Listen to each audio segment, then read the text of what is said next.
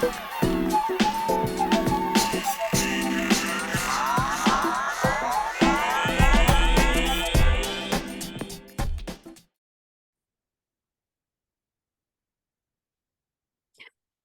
everybody. Welcome back to episode 3 of Conversations with the Authors. You're on episode 3, so that means you are really following me and Jerome. You are very interested in what we're talking about. You're enjoying the conversations, and of course, you're going to buy the book. You're here because you know you're going to buy the book. So we said this was our last episode, but I don't know, Jerome, we might throw in another episode because I've been really enjoying these.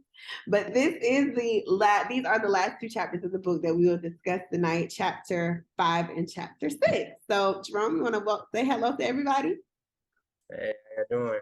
If you missed last episode, man, you missed one. And if you don't know what Thought Chronicles is, just see the last episode. But yeah, so I'm here, I'm excited, and chapter 5 and 6 is going to be equally as outrageous and entertaining.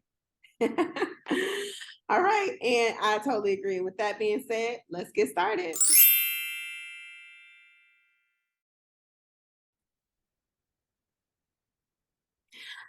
Okay, so this week we are talking about chapter 5 and chapter 6 of the book. Chapter 5 is the book of gender roles. So what we have here on the screen is a part of my commentary from the book, which kind of aligns the traditional gender roles that we're used to. So for female roles, cooking, cleaning, taking care of the kids, if applicable, if you have kids, providing emotional support for her family, sexually fulfilling her man.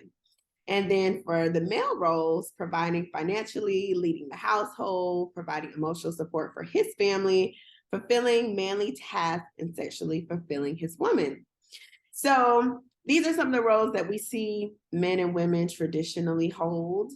And during this chapter, we kind of discuss, are these things still in play today? Do we still live by these standards in 2023, especially, with lots of different conversations about gender specifically? How do these roles even apply? So it's a good discussion. So Jerome, I'm going to let you lead it off and discuss your thoughts on gender roles. All right, perfect. So when we're talking about gender roles, they're not going to work in 2023. These traditional gender roles, it sounds good. Like I'm going to be the breadwinner. She's going to raise, quote unquote, my kids. She's going to take care of, quote unquote, my household, but it's just not going to happen. So especially with the community that I'm involved in, with Black women just making so much money, being on their own grind, having all their own degrees, their own careers, so on and so forth, I can't really just come around and throw my weight around like, okay, I'm the financial provider, because she's going to have her own bag too. Not to mention we're living in like this hyperinflationary period. So when it comes to gender roles, there need to be gender roles. My argument is just like, they're not going to be the traditional gender roles. Everybody's going to have a set agreement depending on what their relationship is and who they're partnered with. For example, if I'm married to somebody who's really good at real estate, if it comes to making investments in real estate, she is who I'm going to follow. She's going to take the lead on that one. She's the expert. There's a reason she is who she is. Where on the flip side is, say I'm good at budgeting, and okay, when it comes to budgeting, I'm going to be the one to take the lead on that note. Let's say when it comes to kid rearing, that's going to be 50-50, no ifs, ands, or buts about it. It ain't like, all right, she going to take care of the kids. I ain't babysitting. Plus, how do we babysit our own kids? I don't know. But I'm not babysitting the kids ever. No. Hey, cuz we both gonna get off work. We both gonna come home. Both of us gonna help the kids with homework. Both of us gonna help the kids get to bed on time. Both of us gonna help get the kids ready for school. Both of us gonna make sure we drop kids off at whatever extracurricular activity they're going to, be it basketball, piano, flute recital, don't matter. And so that's what you have to understand. And roles and expectations are very, very important. And that's where I really stand when it comes to gender role, because right now we keep seeing people kind of like, all right, it was 2023, we're gonna have these gender roles. Like, bro, you ain't gonna tell her just stay in the kitchen. It just ain't gonna happen. You ain't just gonna tell her to be your living maid. It's just not gonna happen, man. And so that's what cats really have to understand. I think that's really going over people's heads right now. Like, why isn't this working? It's not gonna work. You have to update the software, man. It's like 50 years later, 100 years later. Our vice president of the United States, last time I checked, is a woman. Bro, it's over. Like, yo, whatever we wish we had when we were growing up, it's over, man. Listen, woman, a black yeah, you a black woman. Shouts out to Kamala for real. Oakland, California, Howard University. Anybody tell you differently, they can't. I'm sorority incorporated. Showing up. And so this is where we at right now. But yeah, I'll go ahead before I get on like an even longer rant because I know we got some wild parts of this chapter. I'm gonna go ahead and kick it back to Nikki. Well, thank you, Jerome. I totally agree. I totally agree with everything that you're saying. I think when we came to writing this chapter of the book, my first thought was, gender roles. That's such a traditional concept that we really don't go by anymore. Well, some do. Let me say that some do, but with relationships looking so different these days, we can't really call them gender roles, right? So they're more specifically like relationship roles, and I speak about this in the book. Every relationship that you have, whether it be a romantic relationship or a relationship with your coworkers or just your friends, you have a role. Everybody has to play a role. And if you don't stick to your role and you step outside of your role, that can cause some dysfunction in the relationship. So like even outside of romantics, if you're, I'm a teacher.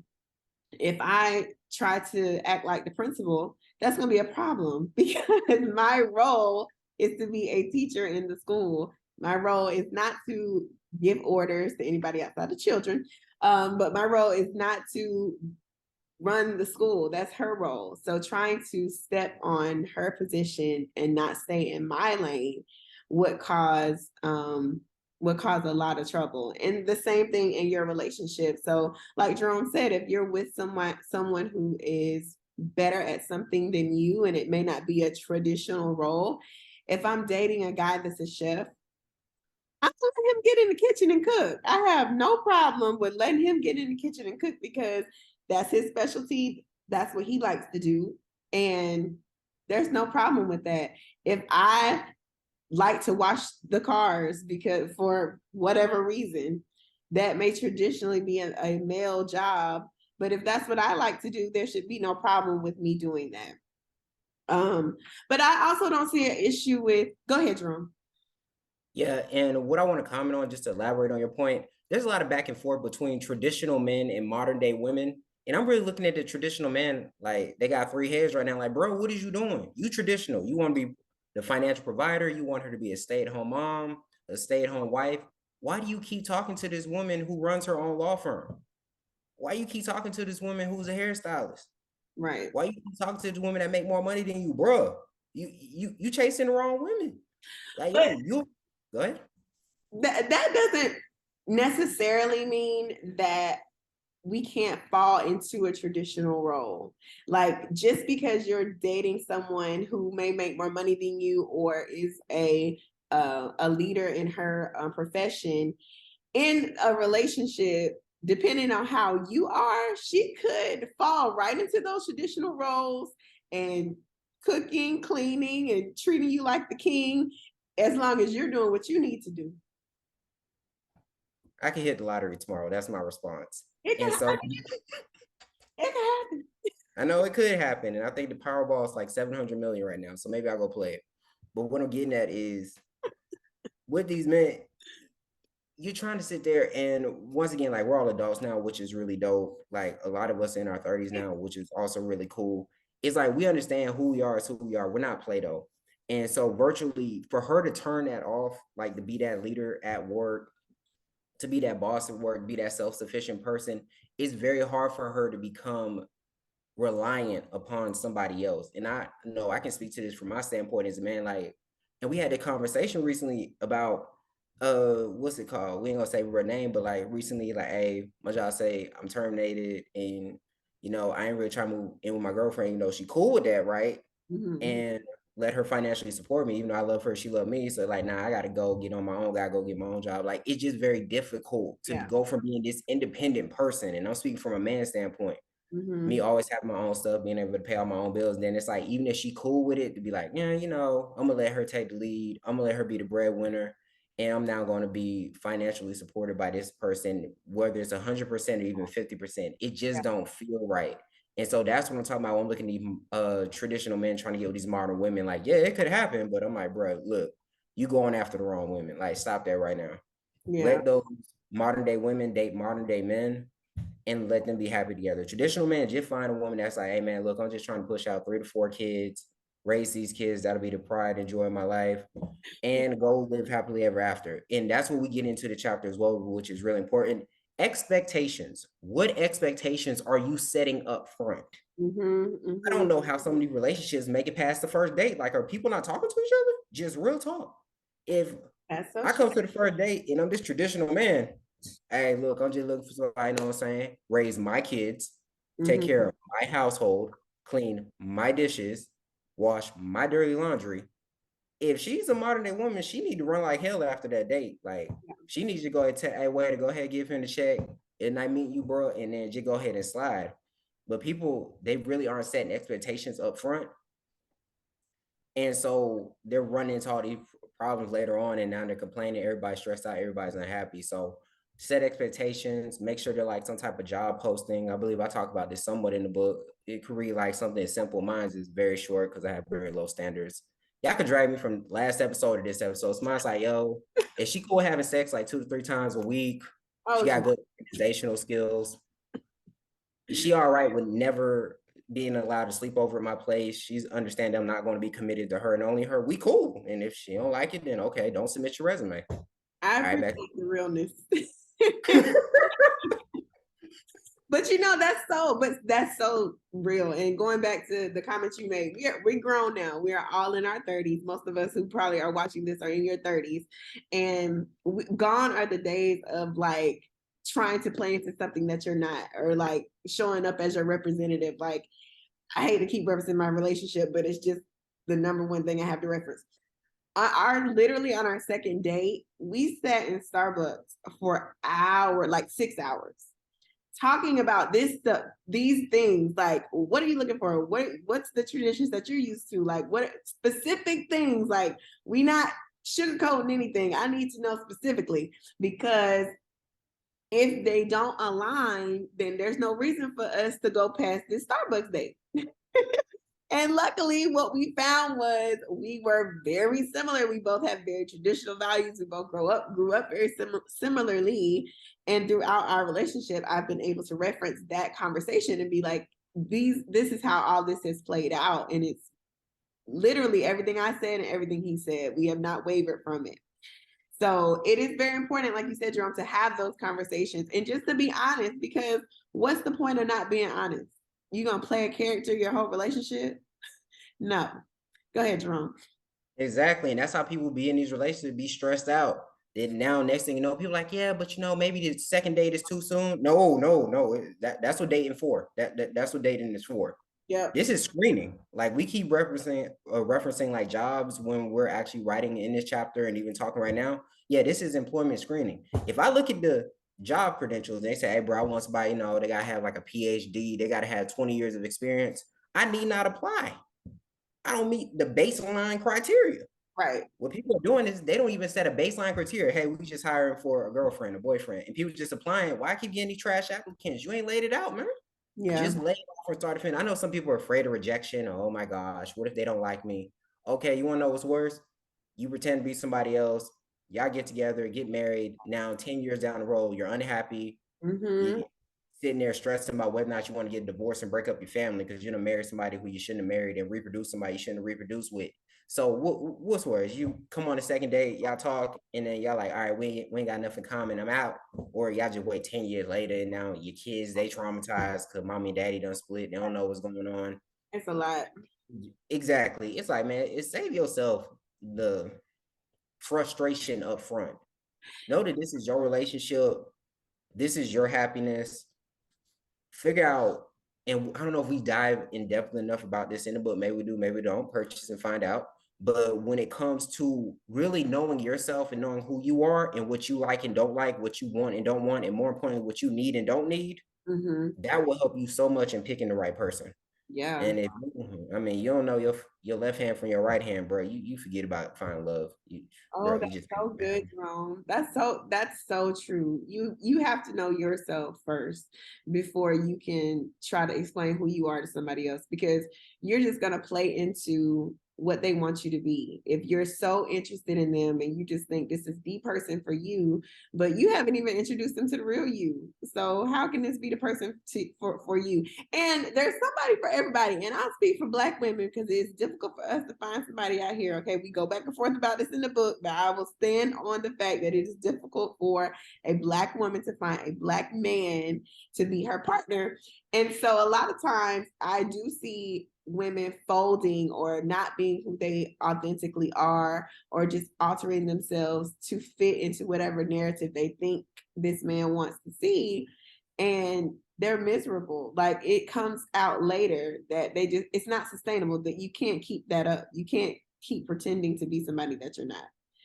So yeah, you have to be authentically yourself and just be honest, and then discuss these roles. Like, after you get into the relationship, bump the gender roles, just discuss the roles. What who's gonna do what? What is gonna be established here? Because once you establish that and make it very clear, there should be no crossing of the lines. And if there is crossing of the lines, then you have, a substantial conversation to have and be like, hey, listen, we established this early on. So why are you over here on my side and you supposed to be over there? Okay, that's a problem for me.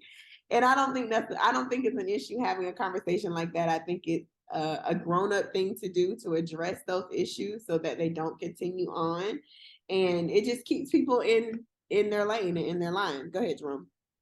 Or you could be like me and be irresponsible. That way I'm in all these different situationships. I'm not sure where we stand, where we don't stand. I'm just in a state of confusion right now. But to my credit, Like, don't be like Thought Chronicles.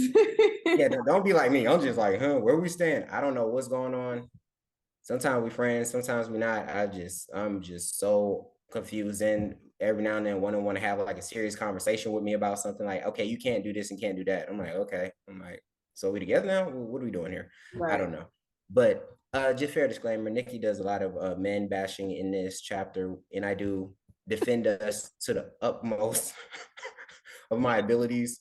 And that's a lot of the back and forth in this chapter. I'm like, wait, man, listen. That's not And the so truth. I think he does a lot of truth telling. Okay, men can't handle the truth. like, yeah, keep that truth to yourself. That's a deal breaker right there. Don't be too honest now. Not with me. Don't be too honest. Don't be too honest. Well, that's the problem, Jerome. We have to be too honest. Okay, honesty is the key.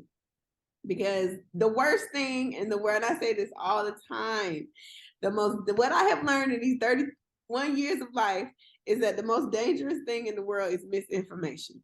And so if you are giving misinformation about who you are or about how you feel in the relationship and not being truthful, that is dangerous, because that alters someone's thinking so much that they're thinking something totally opposite of what you're thinking. And if you were just honest and truthful, then y'all would be on the same page.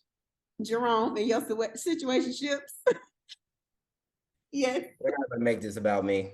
People, do as I say, not as I do. With that being said, we do want to get some free game before I know we transition to the next chapter. We're winding down. So when it comes to gender roles, there are certain gender roles that will work in 1950, 2050, 2023. First and foremost, understand who's financially responsible for what. Once again, we're in this hyperinflationary period in the USA. So both parties are going to have to bring something to the table. They can argue back and forth about who pays what portion of it, but there has to be a level of budgeting skills that both parties possess. Yeah. There has to be income being derived from both parties. When it comes to child rearing, like I said earlier, both parents need to play a very active role in raising their children, not his children, her children, whatever the case may be. Please understand that the father has a lot to contribute to a child's upbringing, as well as the mother. Mm-hmm. And once again, we're speaking from heteronormative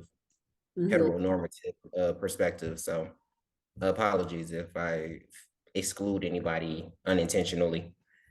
And so when you're actually looking at those type of gender roles, cleaning, that's another one. Nobody has a maid or a butler. No, everybody, look, clean up your own stuff, please. Like, don't just come on, kick your shoes off, trap mud through the floor. You know what I'm saying? I was doing that the other day. I went on somebody's crib, and I'm like, it was like a crazy situation. But long story short, I'm like just tracking like dirt from outside. So I actually literally got like a paper towel, got some warm water, and I actually literally just wiped up the mud that I tracked like from the entranceway through the living room into the kitchen and back and so on and so forth. And so that goes a long way in and of itself. Yeah. I don't even like people throwing stuff in my trash can now that I think about it.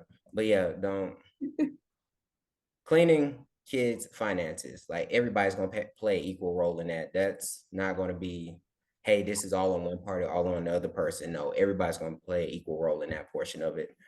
And so if you can get those down packed, hey man, you got a shot out here.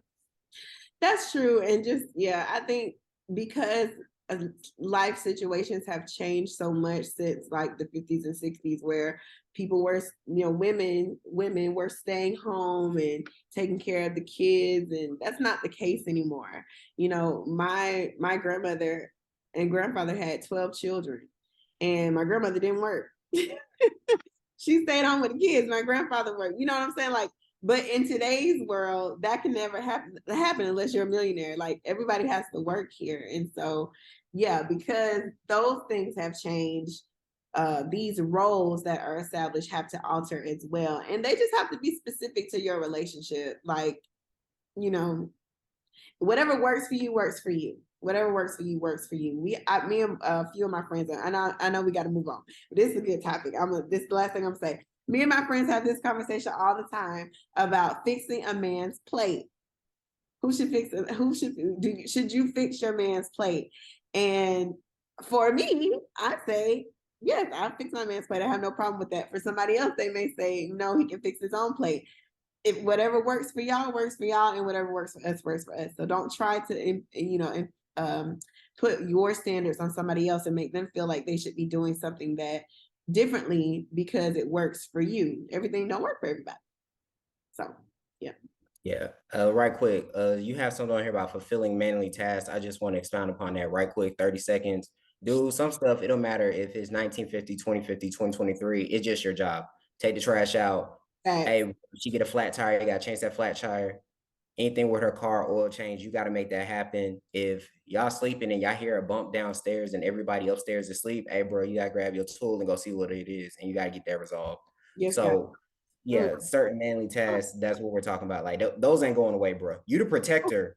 It don't matter what happened. You always the protector. I don't mean traditional or modern. You the protector. That's your role, bro. Yeah. And so you can actually check that off. Ooh. Yeah, so that one, that's you, bro. That every relationship, that's you, bro. I wish y'all get a flat tire and you need her to change the tire, bro. Yeah, y'all might well go and file for divorce. All right, we good. Oh, Jerome, you spoke a word on that one, because I swear I just had this conversation. I will not take out the trash. If a man is here in this house, I'm not. Bro. I will not take out the trash. Anything with this car, I'm gonna need you to figure it out. I might put some gas in it, but if it needs to get serviced, something going wrong, I'm gonna need you to figure that out, bro, because I ain't touching it. So thank you so much for making that clear. That's a good one. Yes, God. Okay, y'all, we've gone just get over our time, not much for the book of gender roles. And I just want to piggyback off of what Jerome did say, that we were speaking from a heterosexual perspective, but these gender roles could apply to whatever gender you see yourself in or you feel like you are akin to. So it's inclusive to everyone. All right, book of baggage. Okay, y'all. So this is one of my favorite books of the chapter, because this was not even supposed to be in the book. This book was not even supposed to be in the book. We came up with this after we were done. It was supposed to just be 5, but after writing the 5 chapters and having all these different conversations, we just thought that the book of baggage kind of would encompass a lot of the things that we didn't want to necessarily stand alone, but when we put them together, they can make a whole chapter. But upon rereading, some of these things could stand alone. You might get another book. But there's lots of things in the book of baggage. The first one, one of the points that we talk about is dating someone with kids. Now, I'm gonna definitely pass this off. Ooh, sorry, excuse me. I'm gonna definitely pass this off to Jerome and let him speak on this. Oh, right, so you want me to read this, or you want to read your clause? No. I got to clarify it because I can feel like Black Twitter coming for me already. Okay, let's be very clear. And I said this in the book. Dating someone with kids is not baggage. The kids are not baggage. It's the other parent that's baggage, i.e., from my perspective, the baby daddy. So I'm not gonna sit up here and bash single mothers because half of my situationships are with single mothers. So I'm not gonna sit here and be that hypocritical guy. Glad we got that clear. And so when we're looking at dating someone with kids, it's always challenging when Mr. I don't pay child support, Mr. I don't do my part with rearing the kids, spending time with the kids. I just come around when I'm trying to hit my baby mama, wants to interject into the situationship relationship, his 2 cents. Bro, you don't pay no bills over here. For real, I'm looking at that drywall. That hole been there for a good 3 years. And apparently he the one that punched the hole in the drywall. They broke up, he still ain't fixed it. You can't get no drywall repair? Hey, and I just did some drywall repair. Drywall repair. Grand total less than $20. You can get it at your local home store, whatever. I ain't getting by no free promo, but you know, your local home improvement store. You could go there. Guess what? Get the drywall repair, put it on there, be dry in 30 minutes. You can sand it down. It comes in the actual kit, and then you can put some paint on it, which the paint will be less than $20 as well. And you'll have a lot more than it.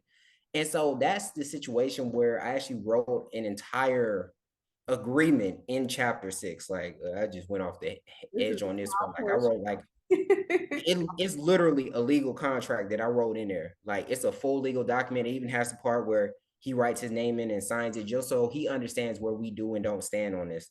And so virtually, if he paying child support, he's doing it proper, rearing that kid as a co-parent. Cool, man. I want to hear your conversation. I want to hear your input because you are contributing. If you ain't paying child support, bro, you ain't spend no time with the kid. Hey, man, listen. All your input is opinions. They going right to my junk email box. That's where they gonna sit too. They going right where the spam go. You ain't got no say so what school they going to, what neighborhood we living in. Why they involved in that extracurricular activity? Because we paying for it and you not. That's just where you at, man. You know what I'm saying? I'm here for you to have a relationship with your son or daughter. I'm a champion for it. But as far as you actually having any say so in any major decisions, hey, you gotta bring money to this table before you could actually input. And so that's what I'm talking about when I explain the stay in your lane clause. And that extends to the mother. Like sometimes I don't feel like the co-parent, the BD, whatever, he understand fully that the relationship with the mother's over. Mm-hmm. Like that's over and done with. So don't call on the birthday. Don't call on Valentine's Day. You can send a text on Mother's Day. But other than that, I mean, what else I got to talk about? If you want to call and talk to your kids, I mean, everybody got a cell phone. Call the kids, talk to them, so on and so forth. But past that, I'm not sure why there needs to be some type of extensive conversation between you and your ex. Like, nah, we ain't doing that, man. And so that's when we're talking about the baggage, like dealing with the other parent is the baggage. That's the baggage. The kid's cool. And one last thing I want to say about this, because when it comes to dating someone with kids, people, and this is on the side of everybody that wants to criticize single mothers, which a lot of people really need to stop doing, especially men. What we need to understand is understand the financial bandwidth that you have. So, for example, if you're a male, such as myself, you're single, you have no kids, understand how much money you make a year and figure out how many kids you can afford to have and then subtract the number of kids she got. For example, you might be that guy, you might be able to raise 4 kids and a wife. Okay. If 4 kids is your max and she got 5 kids, you can't date her, bro. That you can't afford it. Okay, you over here. I want 4 kids. She got 2. Okay, y'all might have a situation. You could take care of 4 kids. She got 3. Okay, that might still be there. If she got 4 and you want 4, it ain't gonna work because as soon as y'all have baby number 5, y'all in financial distress. And so that's what I feel like dudes got to understand as well. And so for me personally, I know my preference would be 2. I might be able to do 3. So I would never date a young lady that had more than 2 kids because I'm like, it ain't gonna work on that one. She got 3 or 4. Love you, but I don't love you. You out the mix. It is what it is. That's hard. All right, back to you. That's harsh, but it's real, and we can't do nothing but respect it. Can't do nothing but respect it. So I agree. I'll piggyback off of everything that you're saying. I do think, and that what you just specifically spoke to is just setting boundaries for yourself. Like just with anything, you have to set boundaries. So if you're dating someone who has kids, then you definitely have to be intentional in the boundaries you set. I'm sorry, y'all, dogs barking. Have to be intentional on the boundaries that you set because there's a child involved. So it's a very sensitive situation. So in the book, I reference because I've never dated anyone with kids, not necessarily dated anyone with kids. I wouldn't mind dating anyone with kids because I had a good example of it. My oldest brother is not my mother's son. And so when she started dating my father, of course, and she met him, she very much so was a figure in his life, but she did not try to be his mother. She wasn't trying to be a mother figure. She wasn't trying to, because he has a mother, so she wasn't trying to overstep her boundaries, and because of that, my brother respects her to this day and loves her to this day. And I think that if she ever did try to overstep her boundaries, that would draw some resentment in him or some anger in him towards her. So any big serious issue that may have ever happened or occurred, her response was always, his daddy gonna have to handle that. I'm gonna let his daddy handle that. She never tried to step outside of her box. And I think that's important for people to know. Do not try to step outside of your box. Okay. In a lot of cases, these kids have mothers or fathers who are active in their lives. So you don't have to be their mother. You don't have to be their father if they are active in their life while you're dating. Now, if it switches over to marriage and the child ends up living with you, then yes, you do have some say so. You do have, more, you are able to speak more on some decisions for the child. Because they're living in your house now and they are your financial responsibility. And it's your responsibility to protect them. So you do have to, especially if it's a man. I'm just gonna say that, especially if it's a man, like Jerome said, you are the protector. You are the person who is supposed to be protecting that child. So yes, you have a little bit more input, but just remember that child does have parents. Okay, and if you are not one who helped in creating them, remember that you have a boundary. Stick to it, and you may avoid a lot of the drama that comes with dating someone who has kids. Jerome. I definitely. And so in my portion of the chapter, what I'm drawing on is my personal experience. So the young ladies, all of which the ones that I've met, they've just been single mothers. Like there is no help from another parent. Like he pretty much couch surfing, like no cap on that one. And so to speak to your point, when you actually have a situation, once again, I haven't come across this in my personal life yet, where she is the custodial parent and she is getting an adequate amount of support from the father. That's actually a better situation. There's still baggage there because once again, you have to draw those boundaries to align those roles. Obviously, if he's taking care of the kids, then I'm not expected nor would I want to discipline his kids or so on and so forth. But like when an infraction occurs, that's where the dispute comes. Like, let's say he says something crazy to my hypothetical wife. Okay, I'm not his father, but I am her husband. So the father in me, like, well, this is my kid. I should go tell his dad. But the husband in me, like, what did he should call my wife? Like, bro. And so that's where the dispute come in, and that's where it had to be a sit down conversation. Like, look, I know you're his father. I respect you, but if you say something crazy to my wife, I'm liable to just black out. And so that's still a very good situation. It has its challenges, but that's definitely better than the ones that I have encountered in my life. And so in that one, we call them bonus moms and bonus dads, which are really good terms. And I believe that's what you were describing just now with your mother. And that's an awesome setup because now instead of having two people responsible for the well-being of this son or daughter, you now have three. And that's an amazing setup. And then it could easily grow to four if the non-custodial parent actually gets married as well. And so you could have a bunch of people who care about this one child, whereas people that grow up with their paternal mother and paternal dad, they only have really two people like in their immediate surrounding that has their best interest at heart. In the right setup, now you got four. And so that's just more love and caring and protection for that child. So that's really important as well. And so the takeaway point from this, everybody, since co-parenting is the new phenomenon, since we're getting away from traditional relationships, since co-parenting is the new phenomenon, if you are taking care of your responsibilities, that means you are physically present in that child's life, you are financially present, you have some say so. you can quote unquote throw your proverbial weight around. If you are not contributing, bruh, you are at the mercy of the custodial parent and a new partner.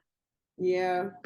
Like, hey man, I don't know what to tell you. It is what it is, man. Like people, like I know everybody will make excuses. I got laid off from my job. That kid got to eat regardless if you got a job or not. So we ain't trying to hear that. Yeah, that's true. And I think it's just important to remember that the child is the most important part of this situation. So whatever decisions need to be made, the child needs to be the number one thing that everybody is thinking about. If there's ever any, misunderstanding, any drama that may occur, and we know there's gonna be some drama. Okay, what would life be without drama? So there will be, those situations will occur. But if you have mature parties on both sides who are thinking that the number one element in this situation is to make sure that the child has what they need, that the child is happy, then everybody should be able to come to a mutual understanding. Yes. Once again, when Nikki said, and I agree, the child is of the utmost importance. What's in the best interest of the child? It means all you baby days out there that ain't with your baby mama, ain't doing your job. Stop sending them these little sob tape messages. I still love you. We're going to do each other life. Like, I'm getting screenshotted these messages and sent to him by, oh girl, I got the situation with, or whatever case may be. I'm like, what is he talking about? You stop ignoring my phone call. I just want to talk to you. Bruh, it over with. Right. Like, I'm hitting her now. Go on with your day, bro. Like I said, bro, man, y'all, the stuff you see in this world, I tell you, man, what is life without drama? You said a word on that one, but like we said, dating someone with kids. Kids ain't baggage, it's the other parent. We know we talk about other baggage in this one. You got a real good snippet about it. I learned something. Cheating. Whew. Nikki, you trying to dive into this one? Oh God, this could be a whole episode. And we only got a few minutes, but we may go over tonight. All right. So emotional versus physical cheating. So this is a snippet from a portion of my book. It says a physical cheater is only there to smash. He is not necessarily interested in the woman that he chooses to cheat with. He just likes her body. An emotional cheater wants to actually be with the other woman or man and can't decide between his main chick or his side chick. I'm gonna let you go ahead, Jerome. All right. So when it comes to emotional versus physical cheating, this is definitely an occurrence within the world of women because men like cheating, like we got like a really cool table in the chapter talking about the context of cheating and being forgiven, so on and so forth. But for men, like she cheats, she for the streets. All right, man. I'm gone. Appreciate your reasoning. I'm gonna acknowledge that I may have done something as well, like cheated first, which caused you to revenge cheat. But in our world, you cheat, you gone.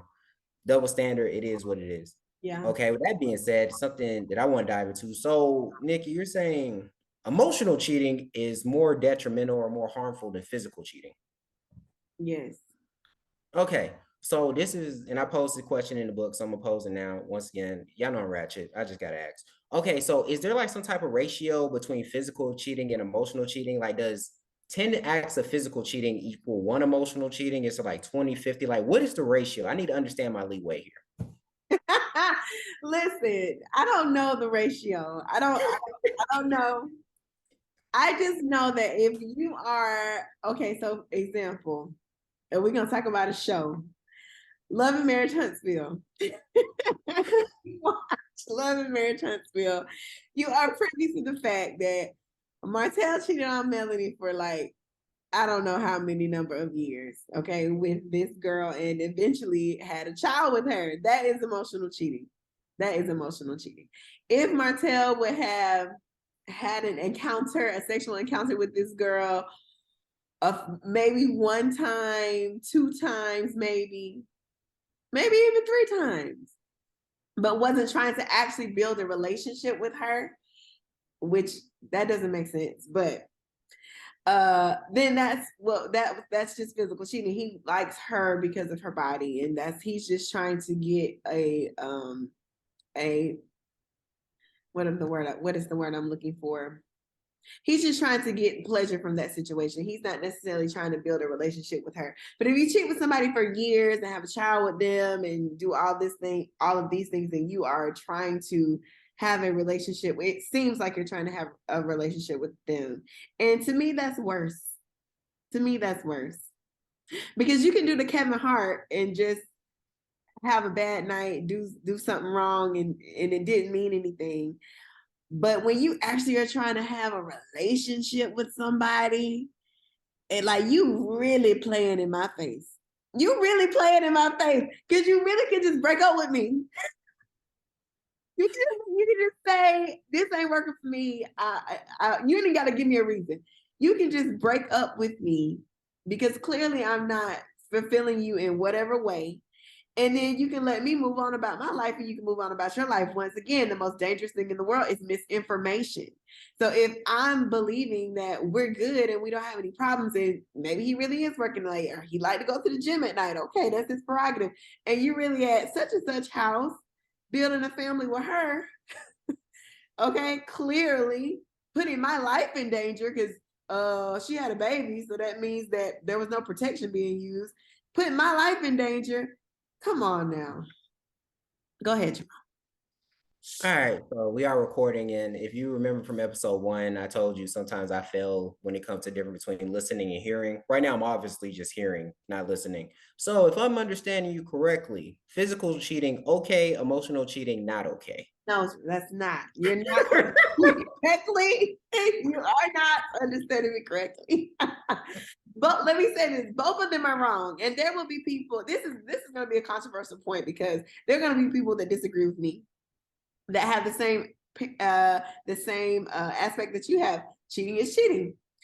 And cheating is depending on who you are and what you will accept and what you won't accept and the boundaries that you have set, whether it's physical, emotional, text message, blowing kisses across the room, looking at her, liking her picture on Instagram, is cheating. And you got to go. And I'm not saying that for me, if it's only physical cheating, then I'm going to take you back. That's not what I'm saying. Don't try it. Okay.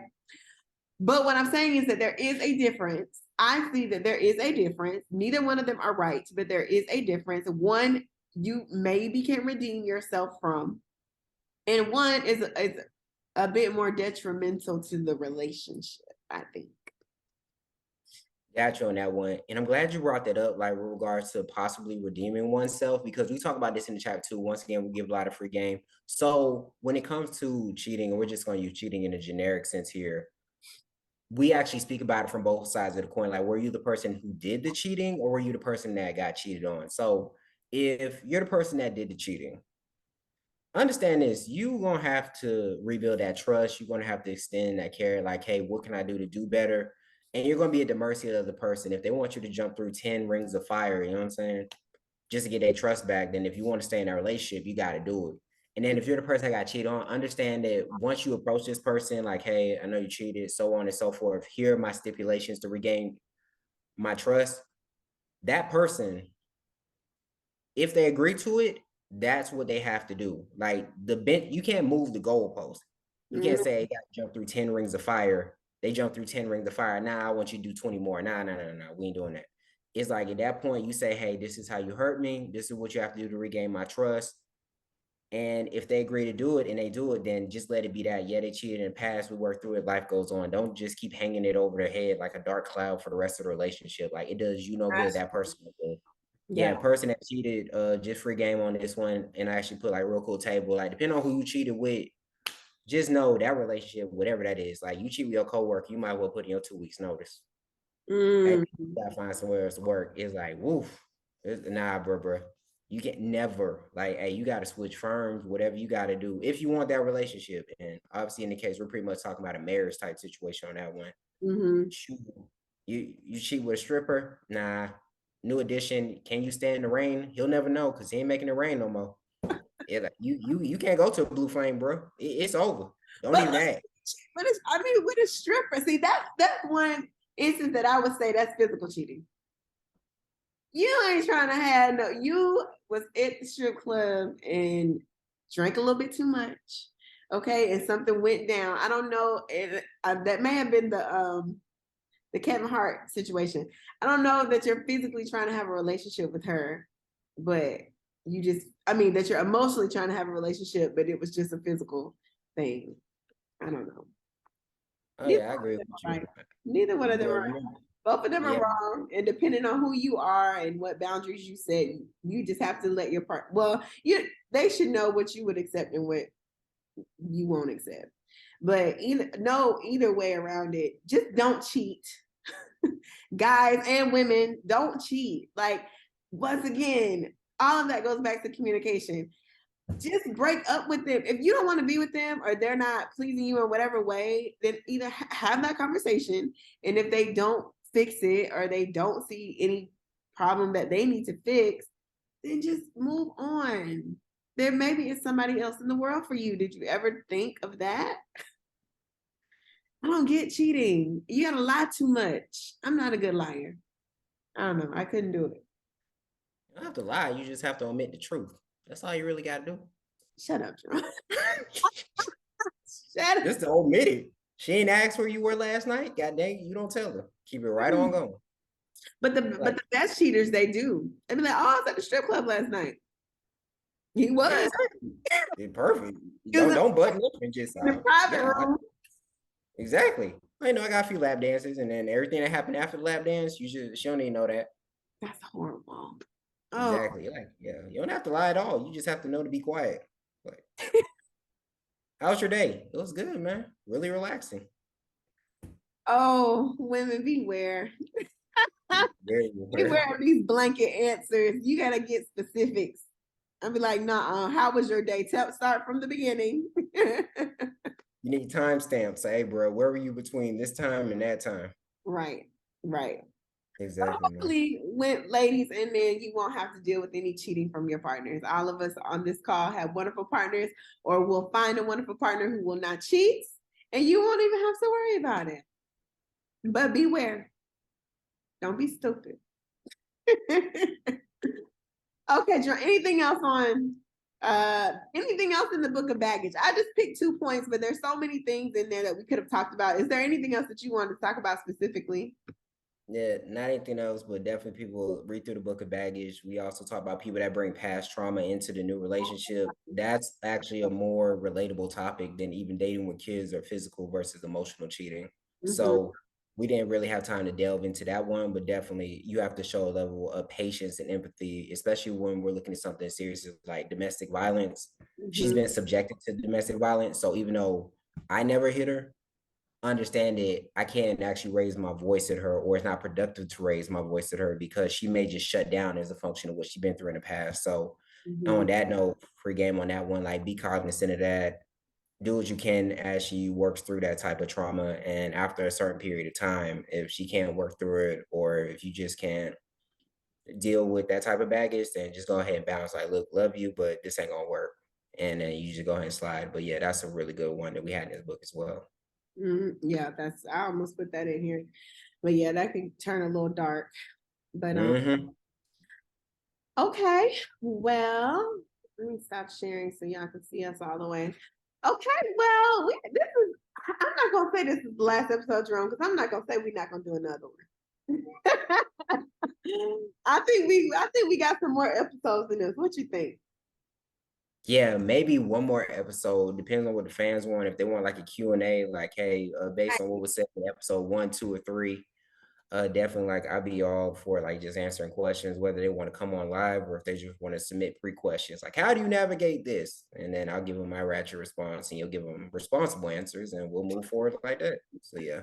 Right, that's what I'm thinking. I think we got one more episode in this, but we'll see. But until then, thank you so much for joining us on our 3rd episode of Conversations with the Authors. Okay, as you see my shirt, Black Writers Matter. Okay, so that means you have to go get our book February 14th on Valentine's Day. What a better gift than to pick up our book to read with your partner. We have these discussions with your partner. These discussions were so easy for me and Jerome to have, and we learned so much from each other. So if you haven't had these discussions already, or even if you have, revisit them. Maybe there's something that you could learn and incorporate into your relationships to make it better.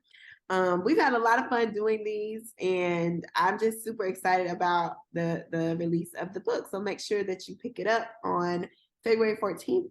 And Jerome, anything else? That's about it on that one. You know what I'm saying? I put my little requirements out here, my little job posting earlier. So, if you're interested, resumes, emails, new pics, I'm here for it. So, God, I do not support. This is all promo for the Thought Chronicles series, and I am not a part of that. Okay, well, with that being said, until next time, we hope you guys enjoyed the episode, and we hope even more, we pray even more that you will enjoy the book. Thank you so much for joining us. Bye, guys.